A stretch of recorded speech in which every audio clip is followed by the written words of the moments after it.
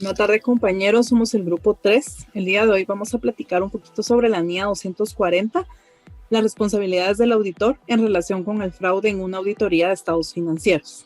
Los integrantes somos Armida Viatoro, Juan Soto, Miguel Cortés y Walter Olivo.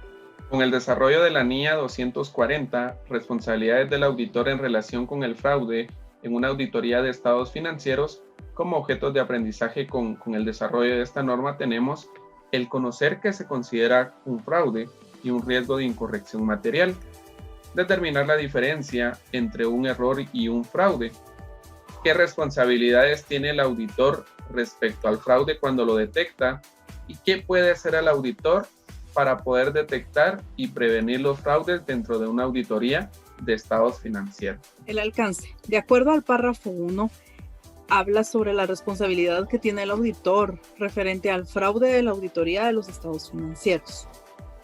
También nos platica sobre el modo de aplicar la NIA 315 y la 330 en relación con los riesgos de incorrección material debido al fraude. ¿De qué habla cada una de estas normas? La 315 siempre nos habla de la responsabilidad que tiene el auditor en una auditoría de estados financieros. Se encarga de diseñar e implementar respuestas a los riesgos de incorrección material identificados y valorados de conformidad con esta NIA. La NIA 330 trata de la responsabilidad que tiene el auditor de valorar los riesgos de incorrección en los estados financieros, esto mediante el conocimiento de la empresa y de todo su entorno, incluyendo el control interno de la empresa. La NIA 315 fue revisada en el año 2009 y la 330 en el 2013. Características del fraude. En el párrafo 2 nos habla sobre las incorrecciones en los estados financieros pueden deberse a un fraude o un error. El párrafo 3. Son relevantes para el auditor dos tipos de incorrecciones intencionadas. La primera, la información financiera fraudulenta, que es cuando tenemos algún registro de extraña procedencia que debemos de revisar y comentárselo a la empresa en el momento de ubicarlos. La apropiación indebida de activos. Siempre debemos ver que los activos que tenga cada empresa tengan relación con su giro normal del negocio. En el párrafo 4 tenemos las responsabilidades en relación con la prevención y detección del fraude. En esta parte, los responsables del gobierno de la entidad y la dirección son los principales, responsables de la prevención y detección del fraude. Aquí podemos comentar un poquito más, que siempre debemos de tener el compromiso de comunicarle a los encargados de la empresa algún tipo de situación que nosotros encontremos que esté errónea, para que ellos estén al tanto y así si hay alguna persona que está haciendo alguna información por querer hacer un tipo de fraude, pues se evite hacerlo, porque sabe que el auditor siempre está monitoreando ese tipo de registros, ese tipo de situaciones que se están dando y así trabajen de una forma más ética. De acuerdo al párrafo 5, las responsabilidades que tiene el auditor. Siempre él debe basarse en hacer una auditoría conforme a las NIAs. Él siempre debe guiarse, para eso están estas normas, para que él pueda ser de la mejor manera, presentar una información más confiable. Y también él es responsable de obtener una seguridad razonable de los estados financieros en conjunto, libres de incorrecciones materiales debido a fraude o error. Recordemos que la palabra fraude tiene un concepto bastante amplio y el auditor puede encontrar este tipo de situaciones y puede comentárselos a la empresa. Recuerden que el auditor no va a determinar si se está produciendo algún tipo de fraude, pero desde el punto de vista legal. Lo que él puede encontrar es, por ejemplo, en el cálculo de impuestos, que estén colocando más gastos o menos ingresos para poder pagar menos impuestos, ¿verdad? Esta sería una forma de recaer en un fraude, que no estamos cayendo en un fraude legal como tal, pero sí es una situación en la que debemos pues notificarles que no es un error, sino que esto ya va más allá, ¿verdad? Con respecto a las responsabilidades del auditor que se encuentran en los párrafos del 5 al 9 de esta NIA 240, debemos tener presentes que una auditoría trae consigo limitaciones inherentes y que éstas surgen de la naturaleza de la información financiera, la naturaleza de los procedimientos de auditoría y la necesidad de que la auditoría se realice en un plazo de tiempo y costo razonable. Por ello es que existe un riesgo inevitable de que puedan no detectarse algunas incorrecciones materiales en los estados financieros, incluso aunque la auditoría se haya planificado y ejecutado adecuadamente de conformidad con las NIA, y especialmente con la NIA 200, que trata sobre la obtención de una seguridad razonable por parte del auditor, es decir, un alto grado de seguridad, mas no absoluta. Haciendo referencia a la NIA 200, esta nos indica que los posibles efectos de las limitaciones inherentes son especialmente significativos en el caso de incorrecciones debidas a fraude. La norma hace hincapié en este tipo de incorrecciones porque el riesgo de detección es mayor que el riesgo de no detectar aquellas incorrecciones que se deben a error. Derivado a que un fraude conlleva todo un proceso sofisticado y cuidadoso para poder ocultar, falsificar u omitir de forma deliberada el registro de transacciones, o en otros casos también implica el de realizar manifestaciones intencionalmente erróneas hacia el auditor que realiza la auditoría. Otro punto importante para el auditor y sus responsabilidades es el que pueda mantener una actitud de escepticismo profesional durante toda la auditoría, para obtener así una seguridad razonable de que los estados financieros en su conjunto se encuentran libres de incorrección material debidas a fraude o error. Con esto, el auditor tiene muy en cuenta que la dirección, por la posición que mantiene dentro de una entidad, puede eludir lo que son los controles y creer que los procedimientos de auditoría que son eficaces para la detección de errores no lo sean para poder detectar algún fraude dentro de la misma. Y para finalizar con las responsabilidades del auditor, este puede llegar a tener responsabilidades adicionales que estén debidamente establecidas en disposiciones legales, reglamentarias o en requerimientos de ética aplicables, en relación con el cumplimiento por la entidad de disposiciones legales y reglamentarias, incluidos el fraude principalmente, en donde el auditor debe de prestar una debida atención de acuerdo a las circunstancias del encargo de auditoría. Los objetivos de esta NIA y los que debe alcanzar el auditor con respecto a esta norma son identificar y valorar los riesgos de incorrección material en los estados financieros debido a fraude. Luego, debe de obtener evidencia de auditoría suficiente y adecuada en relación a esos riesgos valorados de incorrección material debido a fraude. ¿Cómo lo logra? Mediante el diseño e implementación de respuestas apropiadas. Y por último, que pueda responder adecuadamente al fraude o indicios de fraude que pudiesen existir durante todo el proceso de la auditoría. Seguidamente, en el párrafo 12 encontramos las definiciones y la norma nos brinda dos términos muy importantes a tener en cuenta, como lo son el fraude y los factores de riesgo de fraude. Primeramente, un fraude es aquel acto intencionado de una o más personas relacionadas con la entidad, ya sea desde la dirección, los responsables del gobierno de la entidad, los empleados o incluso terceros, que implica el uso del engaño con el fin de obtener una ventaja injusta o ilegal, dando como resultado lo que es una representación errónea en los estados financieros, y puede implicar lo que es la manipulación y falsificación de documentos, malversación de activos, supresión u omisión de transacciones, la mala aplicación de políticas contables, entre otros actos que pudiesen ser considerados como fraude. Y los factores de riesgo de fraude son todos aquellos hechos o circunstancias que indican la existencia de un incentivo o elemento de presión para cometer fraude o que proporcionan la oportunidad para cometerlo. Con esta definición podemos extraer lo que son los 3 factores relevantes al momento de cometer un fraude. El primero sería la motivación o presión por realizarlo. El segundo, la oportunidad, es decir, que quien comete fraude ve la posibilidad de realizarlo sin ser descubierto. Y generalmente esto se encuentra vinculado a sistemas de control interno débiles dentro de cada una de las entidades.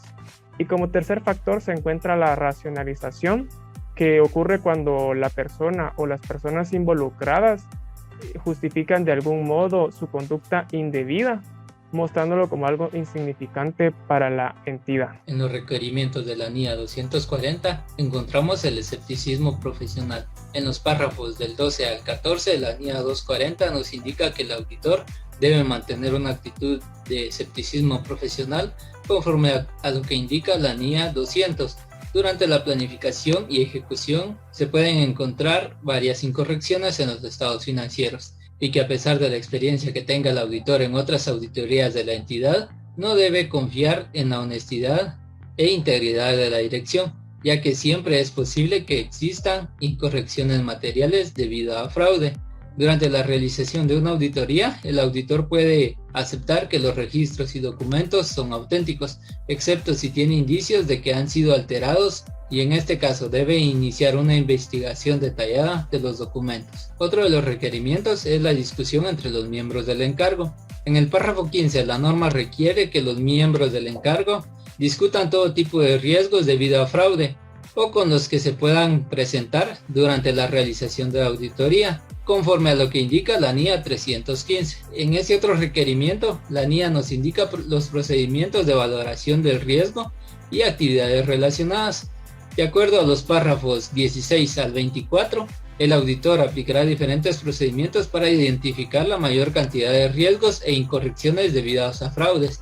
Entre estos procedimientos se pueden indagar a la dirección y otras personas de la entidad. En este caso se preguntará sobre la valoración de riesgo que le han dado a los estados financieros, el proceso que ha tenido la dirección para identificar y dar respuesta a los riesgos encontrados y algún tipo de transacción en la que sea posible que exista riesgo de fraude. También, cuando el auditor considere necesario, indagará a otras personas para saber si tienen conocimiento de algún fraude y detenerlo si desean denunciarlo. También el auditor indagará a los responsables del gobierno de la entidad de los procesos que ha realizado para prevenir y dar respuesta al riesgo. También identificará las relaciones inusuales o inesperadas. El auditor analizará si los resultados de los procedimientos analíticos relacionados a las cuentas de ingreso, las cuales pueden indicar riesgos de incorrección material debida a fraude o error. El auditor también verificará otra información. En este caso, el auditor verificará la información sobre la entidad y su entorno, como por ejemplo la compra excesiva a un proveedor con precios demasiado altos, a comparación de otros proveedores.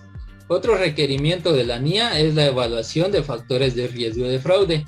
El auditor evaluará los factores de riesgo con los que se ha encontrado y verificará si indican la presencia de fraude o si estos factores han sido encontrados en situaciones de fraude anteriormente. Por lo tanto, pueden ser tomados como indicativos de riesgos de incorrección material. Identificación y valoración de los riesgos de incorrección material debido a fraude o error. Entre los párrafos 25 al 27, el auditor identificará y evaluará riesgos encontrados en los estados financieros. Si dichos hallazgos son de ingresos, de transacciones generadoras de ingresos o de afirmaciones que dan lugar a tales riesgos, en tal caso, el auditor evaluará el nivel de riesgo que puedan existir y evaluará los controles de la entidad para poder evitar que se produzcan estas incorrecciones. Respuestas a los riesgos valorados de incorrección material debido a fraude. En los párrafos 28 y 29, según la NIA 300, el auditor evaluará tanto los riesgos que se deben a error como a los debido a fraude. Al momento de que el auditor determine las respuestas globales de la auditoría, asignará y supervisará al personal tomando en cuenta la capacidad y que el personal sea calificado para poder ser asignado De igual forma, evaluará la aplicación de las políticas contables que ha usado la entidad que puedan dar lugar a información financiera fraudulenta. También aplicará el elemento de la imprevisibilidad. Si en dado caso es necesario aplicarlo en el instante de que la información haya sido manipulada por otro auditor. En este caso se aplicarán procedimientos diferentes, como por ejemplo utilizar otros métodos de estadística para poder tomar la muestra. Vamos a continuar abordando los requerimientos, específicamente mencionaremos los párrafos del 30 al 33. En este caso tenemos las respuestas a los riesgos valorados de incorrección material debido a fraude. Dentro de los procedimientos de auditoría tenemos la respuesta a riesgos valorados de incorrección material debido a fraude en las afirmaciones, haciendo una referencia a la anilla 330, respuestas del auditor a los riesgos valorados.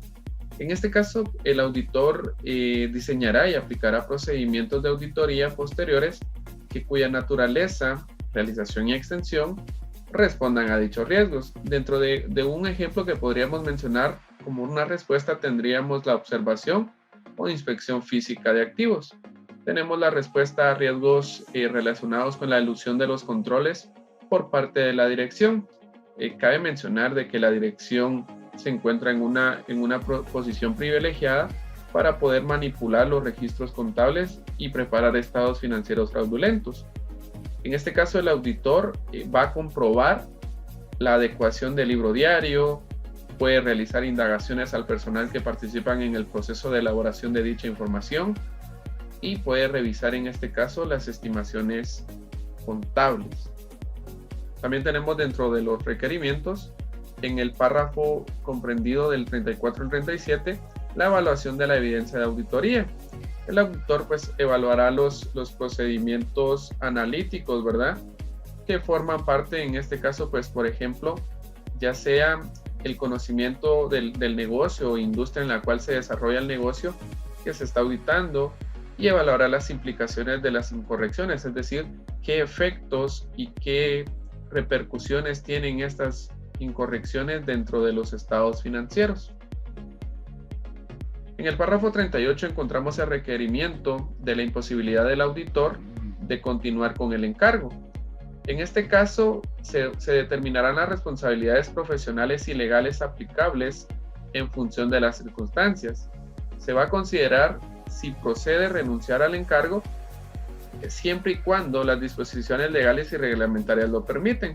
Y en este caso, pues, nos hace mención de la renuncia del auditor. Es importante mencionar, ¿verdad?, que si existe un requerimiento, el auditor informe a los que realizaron su nombramiento o a las autoridades reguladoras de una posible imposibilidad de poder, en este caso, continuar con el encargo. Cabe mencionar que la entidad, pues, en este caso, él podría renunciar, por ejemplo, si la entidad no adopta las medidas adecuadas respecto al fraude.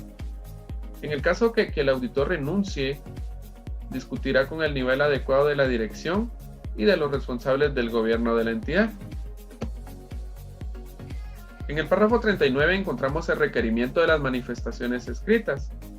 En este caso, los responsables del gobierno de la entidad deben de asumir su responsabilidad respecto al control interno para prevenir y detectar el fraude. Deben de revelar al auditor la valoración del riesgo que ellos hacen como parte de su control interno. Deben de revelar al auditor el conocimiento de un fraude o de indicios. Por ejemplo, acá podríamos nosotros mencionar que la entidad tiene conocimiento, por ejemplo, de una situación de índole fiscal, o tienen indicios o tienen sospechas de que pueda haber alguna situación que afecte directamente a los estados financieros. Revelar al auditor también el conocimiento de cualquier denuncia de fraude. Entonces, cualquier litigio, cualquier repercusión de índole legal también debe de hacérsele saber al auditor que está realizando, en este caso, el encargo de auditoría. Es bien importante mencionar que respecto a la probabilidad de incorrección material, en este caso, pues, puede afectar grandemente a los estados financieros. Y cabe mencionar también, por ejemplo, que dentro de los indicios de fraude también podría haber un indicio de un lavado de dinero, que también podría afectar en este caso a los estados financieros. En el párrafo 43 encontramos la información sobre fraude a una autoridad competente ajena a la entidad. Esto siempre y cuando si las disposiciones legales o reglamentarias o los requerimientos de ética aplicables lo permiten o requieren que el auditor informe a una autoridad competente. Un caso de estos podría ser, por ejemplo, un blanqueo de capitales o un lavado de dinero, ¿verdad? Que requiera que el auditor haga conocimiento o, en este caso, informe a las autoridades correspondientes de esta situación. Y en este caso, pues si las disposiciones legales o reglamentarias o los requerimientos de ética consideran que pueda ser adecuado en función de las circunstancias que el auditor informe a una autoridad ajena a la entidad que se está auditando. Dentro del párrafo comprendido del 44 al 47 tenemos en este caso el requerimiento de documentación. Esto de acuerdo a lo que tenemos nosotros establecidos en la NIA 315, y pues en este caso el auditor debe dejar evidencia de las decisiones significativas tomadas durante la discusión entre los miembros del equipo del encargo, riesgos identificados y valorados de incorrección debido a fraude en los estados financieros, y de acuerdo a la NIA 330, respuestas del auditor a los riesgos valorados de incorrección material. El auditor pues deberá dejar constancia de las respuestas globales que él tomó en acción respecto al fraude o en este caso a las incorrecciones detectadas en los estados financieros y los resultados de los procedimientos de auditoría aplicados en este caso para poder identificar y detectar un fraude o una posible incorrección material. Y también debe dejar evidencia de las comunicaciones con la dirección y los responsables del gobierno de la entidad por todo el proceso del desarrollo de la auditoría y de cualquier situación respecto al fraude o incorrecciones materiales en los estados financieros. Muchas gracias por su atención.